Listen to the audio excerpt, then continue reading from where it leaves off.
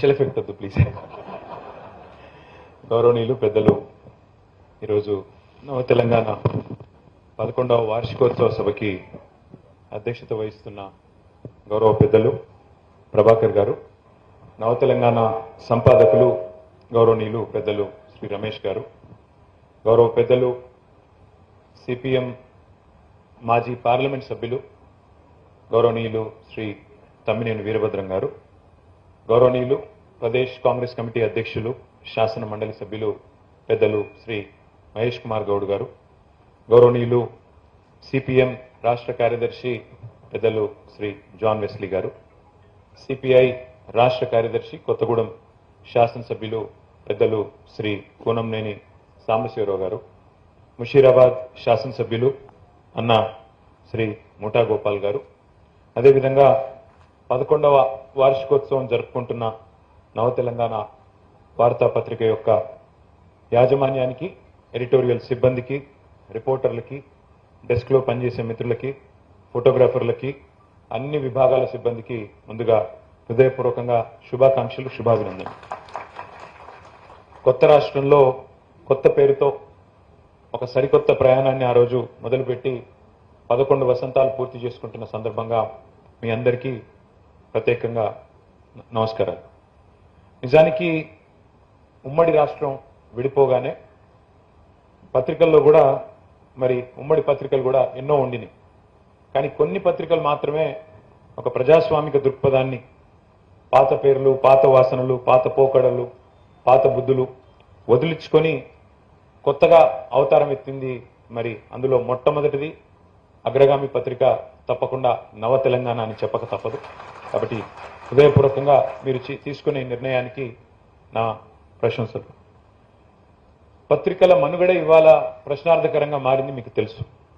ఎందుకంటే సరే, మేము ఇట్లాంటి సమావేశాలు పిలిచినప్పుడు అందరం కూడా 4 మంచి మాటలు చెప్తాం. వచ్చినప్పుడు సహజంగానే మీకు గతంలో ఎన్నోసార్లు విన్న మాటలే మళ్ళీ మేము కూడా కావాలంటే ఉటంకించవచ్చు.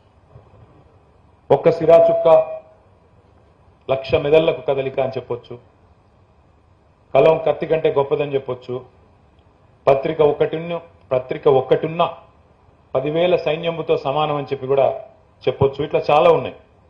కానీ ఇప్పుడు ప్రస్తుతం మన ముందున్న ప్రశ్న ఏమంటే, ఈ కొటేషన్లు ఇప్పుడు వర్తమాన కాలంలో సరిపోతాయా, లేకపోతే వీటికి కాలం చెల్లిందా? ఇది కొద్దిగా మనందరం కూడా ఆలోచించాల్సిన ప్రశ్న. మీడియా స్వేచ్ఛ అన్నారు, పత్రికా స్వేచ్ఛ అన్నారు. అసలు ఏది మీడియా, ఎవరిది మీడియా అనే ప్రాథమిక ప్రశ్నలు కూడా మనం ఆలోచించాల్సిన అవసరం ఉంది. అట్లాగే కొంత అర్థం చేసుకోవాల్సిన అవసరం కూడా ఉంది. ఎందుకంటే 1-2 కాదు, వాళ్ళ మీడియాలు పలు రకాలు. ప్రింట్ మీడియా ఉంది, ఎలక్ట్రానిక్ మీడియా ఉంది, ఇందాక వక్తలందరూ మాట్లాడినట్టు సోషల్ మీడియా ఉంది. ఒక మీడియానేమో ఉనికి కోసం ఇవాళ పోరాడుతున్నది, ఒక మీడియానేమో ఊగిసలాడుతూ ఉంది, మరొక మీడియానేమో ఉర్రూతలూగిస్తూ ఉంది. రకరకాలుగా ఉంది పరిస్థితి ఈరోజు. కాబట్టి మరి ప్రభావం కోల్పోతున్నది ఎవరు, ప్రాబల్యం పెంచుకుంటున్నది ఎవరు, ఇది కూడా మనం అర్థం చేసుకోవాల్సిన అవసరం ఉంది.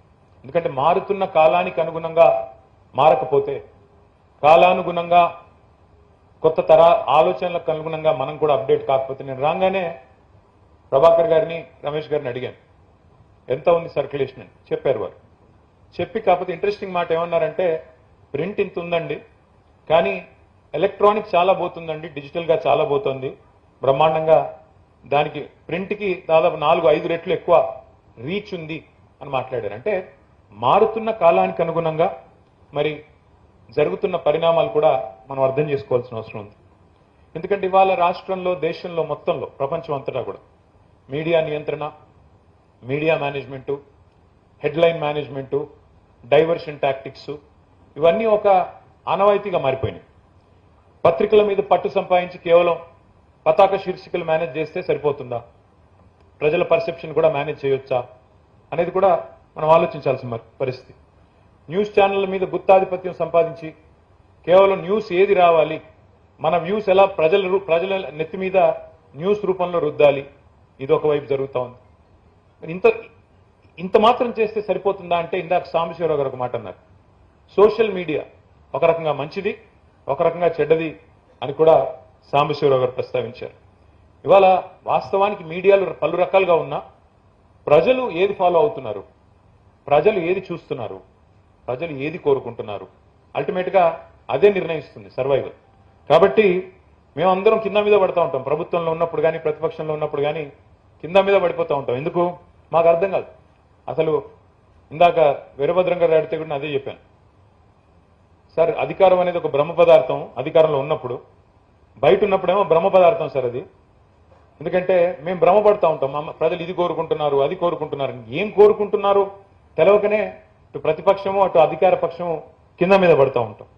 ఎందుకంటే ఇవాళ బలంగా ప్రస్తుతం ప్రభుత్వాల్లో ఉన్న పెద్దలు నమ్ముతున్న విషయం ఏమంటే, మేము కూడా నమ్ముతున్న విషయం ఏమంటే, మీడియాని మేనేజ్ చేయడం ద్వారా పర్సెప్షన్ మేనేజ్ చేయొచ్చు, నెరేటివ్ డ్రైవ్ చేయవచ్చు. ఇప్పుడు వచ్చారు కదా ప్రశాంత్ కిషోర్ లాంటి కన్సల్టెంట్లు, స్ట్రాటజిస్టులు వచ్చారు కదా, వారందరూ కూడా చెప్పేది అదే. నెరేటివ్ చాలా ఇంపార్టెంట్ అని చెప్తా ఉంటారు. నెరేటివ్ ఎలా డ్రైవ్ చేయాలి అంటే ఇటు సోషల్ మీడియాలో, అటు మీడియాలో, ఇంకా ఇతరత్ర అన్ని చోట్ల కూడా నెరేటివ్ డ్రైవ్ చేయాలి అనే మాట పదే పదే చెప్తా ఉంటారు. కానీ ఎన్నింటికి భిన్నంగా గత వారం ఢిల్లీ రాజధాని వీధుల్లో ఏం జరిగిందో మనందరం కూడా చూసాం. ఎన్నింటికి భిన్నంగా కన్వెన్షనల్ పాలిటిక్స్, కన్వెన్షనల్ థింకింగ్, సాంప్రదాయ మూస పద్ధతుల్లో జరిగే ఆలోచనలు, వీటన్నింటికి భిన్నంగా యువతరం కథం దొక్కింది. ఒక కొత్త తరహా ఆందోళన, ఒక కొత్త తరహా ఆలోచన ఢిల్లీ పురవీధుల్లో కథం దొక్కితే ముందెవరూ నమ్మలేదు. ప్రభుత్వం మాత్రమే వనకలేదు, ఒక రకంగా చెప్పాలంటే మీడియా కూడా చెమటలు పట్టించింది. మీకు గుర్తుండాలి, భజన మీడియాకైతే మొత్తం బల్బులు ఎగిరిపోయినాయి. అక్కడికి పోతే పిల్లలు ఏం 20 రోజుల తర్వాత మేము గుర్తొచ్చామా అని నిలదీస్తుంటే చెమటలు పట్టే పరిస్థితి. గోధీ మీడియా అని డైరెక్ట్ గా, ఎందుకంటే వాళ్ళ మీద ఈడీ పనిచేయదు, సిబిఐ పనిచేయదు, ఐటీ పనిచేయదు, ఆ పిల్లల మీద వాళ్ళు భయపడేది దేనికి భయపడే బ్యాచ్ కాదు అది. అందుకే చెప్పాను మొన్న, మోడీ గారు ఎవరితో అయితే పెట్టుకోకూడదో వాళ్ళతోనే పెట్టుకున్నాడు. ఈ పిల్లలు మామూలు కాదు. మన జరిగిన పోరాటం కూడా నన్ను అడిగితే వాట్సాప్ యూనివర్సిటీ అంకులకి, ఇన్స్టాగ్రామ్ పిల్లలకి మధ్యన జరిగిన పోరాటం మొన్న.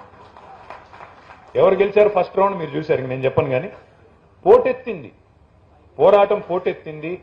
కొత్త తరం పిల్లలు నిజంగా మనం సార్ మహేష్ కుమార్ గౌడ్ గారితో ఇప్పుడు మాట్లాడుతున్నప్పుడు కూడా అన్నాను, అన్నా మీ పిల్లల వయసు ఎంత అంటే ఇద్దరు 20లోనే ఉన్నారు అన్నారు, 20s లో ఉన్నారు అన్నారు. ఈ కొత్త తరం పిల్లలు మేమేమనుకుంటామంటే తండ్రులుగా, నా కొడుకు కూడా 21, నా కొడుకు బాగాలేకపోతే ఫోన్ చేశారు మహేష్ అన్న. ఫోన్ చేసినప్పుడు మాట్లాడినప్పుడు అడిగా మీ పిల్లల వయసు ఎంత అంటే, కొత్త తరం పిల్లల గురించి మేమేమనుకుంటామంటే 50లో ఉన్న వాళ్ళం, 50లో నిన్న మొన్న పడ్డవాళ్ళం, ఇంకా 50 అంటే కొద్దిగా జీర్ణం కావట్లేదు, అందుకే ఏమనుకుంటామంటే వీళ్ళకి సోయి లేదు, దేశం మీద పట్టింపు లేదు, సమాజం మీద అవగాహన లేదని మేము అనుకుంటాం. కానీ కాదు, వాళ్ళకి మనకంటే ఎక్కువ కాన్ఫిడెన్స్ ఉంది, వాళ్ళకి మనకంటే ఎక్కువ కమిట్మెంట్ ఉంది, వాళ్ళకి దేశం మీద ప్రాబబ్లీ మాకున్నంత కంటే ఎక్కువ ప్రేమ ఉందని చెప్పి మొన్న ఢిల్లీ చూసిన తర్వాత మాత్రం అర్థమైంది. ఎందుకంటే పత్రికలు పట్టించుకోలేదు, ట్రెడిషనల్ మీడియా పట్టించుకోలేదు, ఆందోళన ఛానళ్లు చర్చ పెట్టలేదు. కానీ లక్షల మంది కథం తొక్కారు. చివరికి ఎవరైతే మేము బయోలాజికలే కాదన్నారు, నాన్ బయోలాజికల్ అన్నారు, వారి మెడలు కూడా వంచారు. ఇది మామూలు విషయం కాదు. ఇది ప్రధాన ప్రతిపక్ష పార్టీలుగా, ప్రతిపక్షాలుగా మేము చేయలేని పని ఇవాళ ఈ దేశ యువతరం చేసి మాకు నిజంగా చెప్పాలంటే ఒక తవ్వ చూపెట్టింది. ఇదిగో ఇట్లా కూడా చేయొచ్చు, ఇన్విన్సిబుల్ అనుకున్న వాళ్ళని కూడా మీరు కూడా మానవ మాత్రులే, మీరు కూడా బయోలాజికల్ అని గుర్తు చేయవచ్చు అని చెప్పి బ్రహ్మాండంగా మరి చూపెట్టగలిగారు. ఇక్కడ ఒక మాట మాత్రం చెప్పాలి, ప్రభుత్వాలు ఏమనుకుంటాయి, ప్రభుత్వాల్లో ఉన్నప్పుడు మాతో సహా, నేనేదో అతీతం, నేను మాత్రం మొన్నటిదాకా ప్రభుత్వంలో నేను ఇయ్యాలొచ్చి శుద్ధులు చెప్తున్నాడు అనుకోకండి. ఎవరైనా ప్రభుత్వంలో ఉన్నప్పుడు మీడియా మేనేజ్మెంట్ చేస్తే చాలా వరకు ప్రజల్ని, పర్సెప్షన్ ని మేనేజ్ చేయవచ్చు అనే ఒక అభిప్రాయంలో ప్రభుత్వంలో ఉన్న వాళ్ళు ఉంటారు. కానీ ఏం జరిగింది మన ఢిల్లీలో? అర్ధరాత్రి ప్రధానమంత్రి గారు ఇన్స్టాగ్రామ్లో వీడియో పెట్టాల్సిన పరిస్థితి వచ్చింది. అంటే సోషల్ మీడియా, కొంతమంది మిత్రులు మాట్లాడుతూ సోషల్ మీడియాలో మహేష్ గౌడ్ గారు కూడా అన్నారు, ఫేక్ న్యూస్ కూడా కొన్ని హద్దులు దాటపోతే బాగుంటుంది సోషల్ మీడియా అన్నారు. కానీ ఎవరు గీయాలి హద్దులు? ప్రభుత్వాలా? ఎవరు గీయాలి హద్దు? మరి ఎవరు గీస్తారు? ట్రెడిషనల్ మీడియాని ఎలాగో మేనేజ్ చేశారు. చివరికి ఇక్కడ మేము రాస్తాము మీ మీద వార్తలు, అప్పుడప్పుడు పాజిటివ్ రాస్తాం, అప్పుడప్పుడు నెగిటివ్ రాస్తాం, ఉన్నవి ఉన్నట్టు రాస్తాం. కానీ యాడ్స్ మాత్రం ఆపకండి అని అడిగే పరిస్థితి వచ్చిందంటే పరిమితులు, స్వేచ్ఛకి హద్దులు పెడితే ఇంకా అది వాక్ స్వాతంత్రం ఎట్లా అవుతుంది, అది స్వేచ్ఛ ఎట్లా అవుతుంది? స్వేచ్ఛకు పరిమితులు ఉండకూడదు. పరిమితులు అంటే సరే, వాక్ స్వాతంత్రం ఇచ్చాం కాబట్టి వాక్ భూషణాలతో దాడి చేయండి, వాడి వేడి మాటలతో బూతులు తిట్టండి అని కాదు. కానీ డెఫినెట్గా ఇవాళ సోషల్ మీడియా లేకపోతే ఇవాళ ప్రభుత్వాలలో ఈ చలనం వచ్చేది కాదు, జవాబుదారితనం కూడా వచ్చే పరిస్థితి లేదు. ఇవాళ పిల్లలు మనం ఆలోచించాల్సిందంటే పిల్లలు ఏం కోరుకుంటున్నారు, కొత్త తరం పిల్లలు. ఎందుకంటే వచ్చే ఎలక్షన్ కాడికి 2029 నాటికి the largest voting block will be Gen Z. Largest voting block అంటే 50% పైగా ఓట్లు ఈ పిల్లలే అయిపోతా ఉన్నారు. దేశ తలరాత వారే నిర్ణయించబోతా ఉన్నారు. మనం పత్రిక నడిపే వాళ్ళుగా, పత్రికల్లో పనిచేసే వాళ్ళుగా, మీడియాలో ఉన్న వాళ్ళుగా, లేదా రాజకీయాల్లో ఉన్న వాళ్ళుగా మనం ఆలోచించాల్సింది ఏంటంటే ఈ పిల్లలు ఏం కోరుకుంటున్నారు, ఎట్లా చూస్తున్నారు, ఎక్కడ చూస్తున్నారు, వాళ్ళు ఎక్కడి నుంచి వార్తలు సమాచారం సేకరించుకుంటున్నారు అనేది కూడా నేను చెప్పాలి. ఇవాళ తరం పేపర్లు చదవట్లేదు. మీరు ఏమనుకున్నా, మీరు బాధపడ్డా, ఇబ్బంది పడ్డా, వాస్తవం. ఇన్ఫాక్ట్ నేను కూడా గత 2.5 సంవత్సరాలుగా పేపర్లు, టీవీలు చదవట్లేదు. మహేష్ గౌడ్ గారు ఒక మాట అన్నారు ఇందాక, మీరు లేదా ముఖ్యమంత్రి గారు కొన్ని సందర్భాల్లో భాష కొంత నియంత్రణలో ఉంటే బాగుంటుంది అన్నారు. మహేష్ అన్న, నేనైతే గత 2.5 సంవత్సరాలుగా చాలా హ్యాపీగా ఉన్నాను. నా పొజిషన్లో ఆపోజిషన్ బాగుంది, అట్లా అని ఇక్కడే ఉంటాను కాదు, కాకపోతే బాగుంది. కాకపోతే మరి ముఖ్యమంత్రి గారే ఎందుకో కంఫర్టబుల్గా ఉన్నట్టు అనిపించట్లేదు. మీరు పెద్దలు, మీరు చెప్పండి, ఎందుకంటే ఇలాంటి వేదికల్లో అరుదుగా పంచుకునే అవకాశం వస్తుంది, వారికి చెప్పండి. తమిళనాడులో ఒక సమావేశంలో నేను ముఖ్యమంత్రి గారు పాల్గొన్నప్పుడు ఎదురుగానే కూర్చున్నాం. ముఖ్యమంత్రి గారు మాట్లాడిన తర్వాత నాకు అవకాశం వస్తే మీరు కూడా ఉన్నారు పక్కనే. నేను సమర్థిస్తూ మాట్లాడాను. ఎందుకంటే రాష్ట్రం హద్దులు దాటిన తర్వాత ఆయన నా రాష్ట్రానికి ముఖ్యమంత్రి కాబట్టి ఆయన చెప్పింది కరెక్ట్, నేను కూడా దానికి వంత పాడుతున్నాను, సమర్థిస్తున్నానని చెప్పి తమిళనాడులో నేను కూడా మాట్లాడాను. సార్, రాష్ట్రం హద్దు దాటిన తర్వాత, సరిహద్దులు దాటిన తర్వాత మన ముఖ్యమంత్రిని, మన రాష్ట్రాన్ని మనం కించపరుచుకుంటే మనమే 10 మందిలో చులకనవుతాం. అట్లా హద్దులు దాటం. కానీ రాష్ట్రం లోపల ఉన్నప్పుడు కూడా అదే పద్ధతి ఉంటే బాగుంటుంది. అంతేగాని ఇక్కడికి రాగానే రక్తాలు కావాలి, ఇంకోటి కావాలంటే మాకు కూడా స్పందించక తప్పని పరిస్థితి. ఏదేమైనప్పటికీ పరిస్థితి మారింది. మీడియా ఎందుకు చెప్తున్నాను సుదీర్ఘంగా సోషల్ మీడియా గురించి అంటే, ఒకప్పుడు న్యూస్ రీల్ అని ఉండేది. మేము చిన్నగా ఉన్నప్పుడు సినిమా థియేటర్కి పోతే న్యూస్ రీల్ అనేసి మీకు గుర్తుండొచ్చు కొంతమందికి. న్యూస్ రీల్ అంటే ప్రపంచవ్యాప్తంగా జరిగిన న్యూస్ అన్నింటినీ ఒక రీల్ రూపంలో ఎంటర్టైన్మెంట్ కంటే ముందు మీకు న్యూస్ కూడా చూపెడతామని చెప్పి న్యూస్ చూపెట్టేది. అది న్యూస్ రీల్ జమానా. ఇప్పుడేమో రీల్స్లో న్యూస్ వస్తున్నాయి. రివర్స్ అయింది సీన్. పిల్లలు ఇవాళ రేపు ఇది పేపర్లు ఇట్లా తిరిగేట్లేదు, ఇట్లా లేదా ఇట్లా. సో మారిన పరిస్థితికి అనుగుణంగా మనం కనుక చూసుకోకపోతే, మనం కూడా మారకపోతే మనం కూడా అవుట్డేటెడ్ అయిపోతాం, ఆబ్సల్యూట్ అయిపోతాం. ఇవాళ మీరు చూస్తే రాయిటర్స్ అని ఒక సంస్థ ఉంది, వాళ్ళు సర్వే చేశారు ఈ మధ్యన. న్యూస్ కన్జంప్షన్ ఎట్లా ఉంది, వార్తల్ని ఎట్లా ప్రజలు తెలుసుకుంటున్నారు.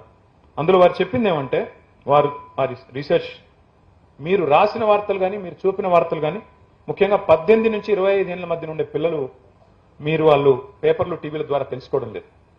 దాదాపు 56% మంది 18 నుంచి 24 ఏళ్ల మధ్యలో ఉన్న వాళ్ళు న్యూస్ పేపరే చదవలేదు ఇంతవరకు. అలాంటి రోజులు ఎక్కడ చూస్తున్నారు? ఇవంతా కూడా మీరు రాసిన వార్తలనే ఇన్స్టాగ్రామ్ రీల్ రూపంలో, ఇన్స్టాగ్రామ్ పోస్ట్ రూపంలో, వాట్సాప్ స్టోరీ రూపంలో, ఫేస్బుక్ పోస్ట్ రూపంలో మళ్ళీ ఏదైతే పెడుతున్నారో దాన్ని చూస్తున్నారు, అక్కడ తెలుసుకుంటున్నారు. దీనికి కొత్త పదం వచ్చింది ఇప్పుడు, ఇన్ఫర్మేషన్ ప్లస్ ఎంటర్టైన్మెంట్, ఇన్ఫోటైన్మెంట్ అని వచ్చింది.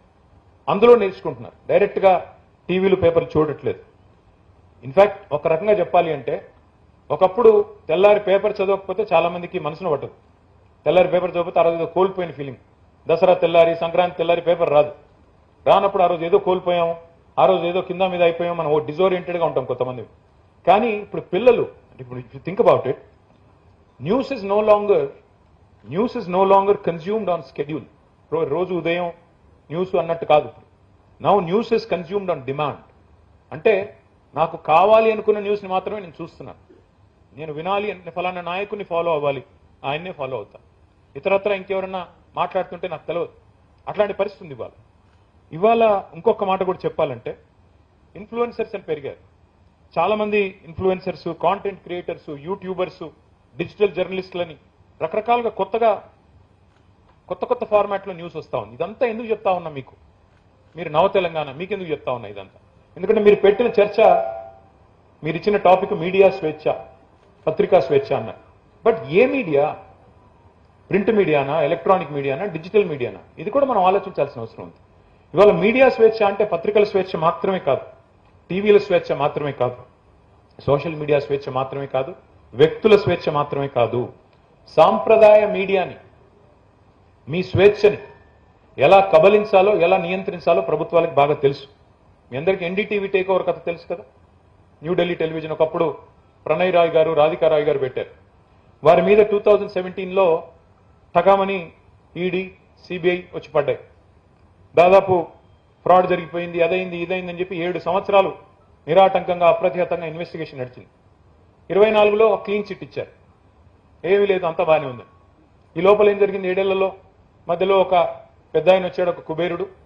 ఆ సంస్థను కొనుక్కున్నాడు, చెక్ రాశాడు, స్టోరీ అయిపోయింది. అనుకున్న కార్యం నెరవేరింది నిర్విఘ్నంగా. ఇది జరిగింది. ఇవాళ దేశంలో ఉన్న పరిస్థితి ఇది. వాస్తవం ఏంటి? తప్పు జరుగుతున్నా రాయలేని పరిస్థితి ఉన్నమాట వాస్తవం. తప్పు జరుగుతుందని తెలిసినా రాయలేని పరిస్థితి ఉన్నమాట వాస్తవం.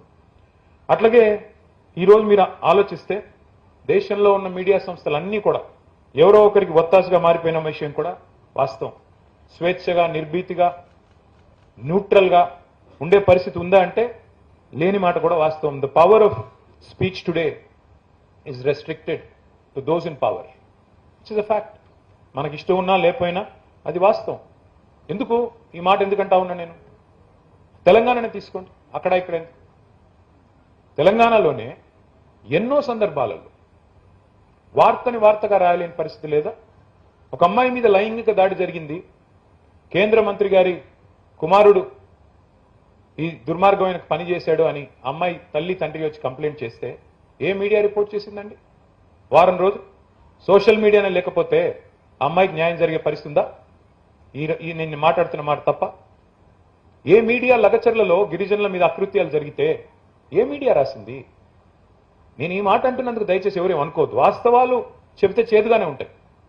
ఈ రోజున్న పరిస్థితుల్లో డైరెక్ట్గా శాసనసభలో బయట జర్నలిస్టుల పట్ల అసహనం వ్యక్తం చేస్తే కూడా ప్రభుత్వంలో ఉన్న పెద్దలు ఏ మీడియా ప్రశ్నించిందండి? హైదరాబాద్ సెంట్రల్ యూనివర్సిటీలో 400 ఎకరాల భూమి విషయంలో విద్యార్థులు కథం దొక్కేదాకా ఏ మీడియా రాసింది? ఎక్కడుంది పరిశోధనాత్మక జర్నలిజం? ఉందా? నేను ఈ మాట అంటే మీలో చాలా మందికి మళ్ళీ నాలో అహంకారం కనబడొచ్చు. నేను ఉన్నట్టుగా అడుగుతున్నా, ఉన్నదా పరిస్థితి? రాసే పరిస్థితి, చెప్పే పరిస్థితి, స్వేచ్ఛగా, నిర్భీతిగా ఇన్వెస్టిగేటివ్ జర్నలిజం అనే పరిశోధనాత్మకమైన కథనాలు వస్తున్నాయా?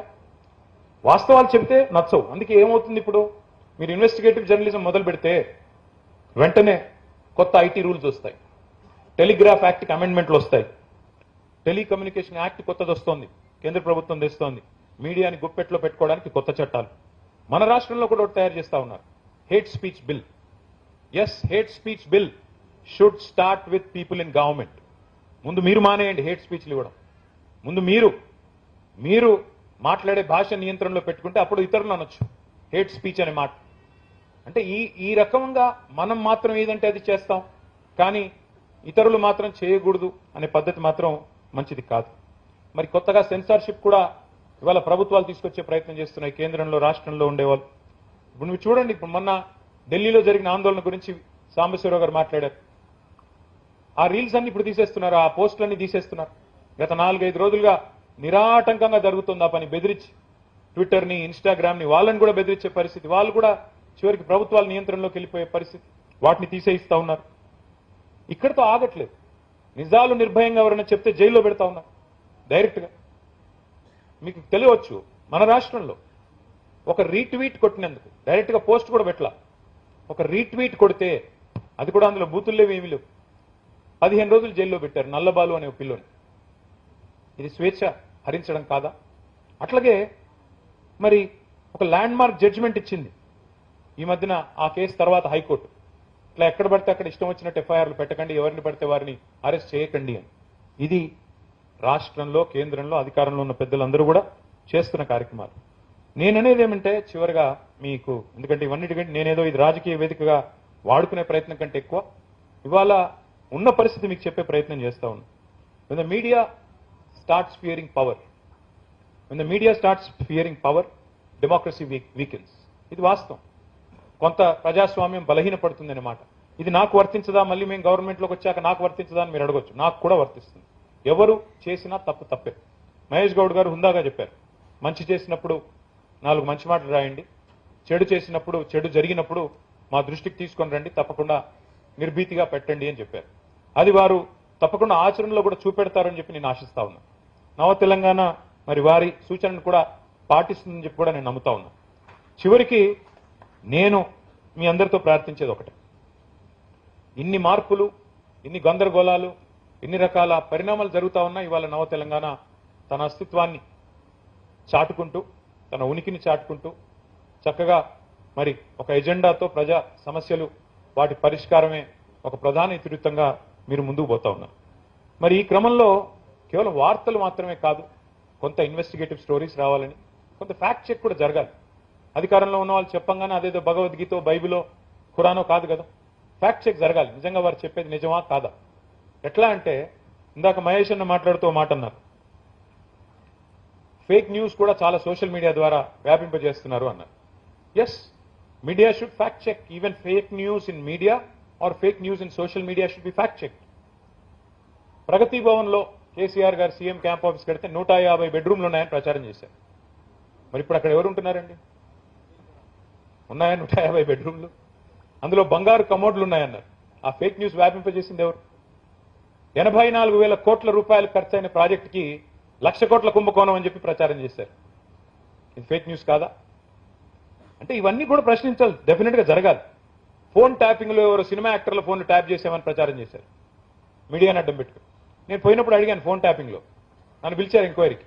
ఏ యాక్టర్ల ఫోన్లు ట్యాప్ అయినా చెప్పు స్వామి, కొద్దిగా నెంబర్లు అని అడిగాను. ఎవరికి కాలేదు సార్ అన్నాడు. మరి ఎవరికి కాకపోతే మీడియాకి చెప్పొచ్చు కదా, ఇదేంది సోది అంటే ఆయన చెప్పిన మాట చెప్పాను సార్ అన్నాడు. ఆ ఏసీపీ గారు ఎవరికి చెప్పారు అన్నాడు. ఆ పత్రికకు మాత్రం చెప్పాను సార్ అన్నాడు. అంటే ఇవాళ పరిస్థితి ఏంటంటే ఈ సోషల్ మీడియా వచ్చిన తర్వాత ముఖ్యంగా ఇవాళ మేము కూడా బాధితులమే, అధికారంలో ఉన్న వాళ్ళు మాత్రమే కాదు. నిజం కడప దాటే లోపల అబద్ధం అంగీలాగేసుకుని ఊరంతా తిరిగి వచ్చేస్తుంది.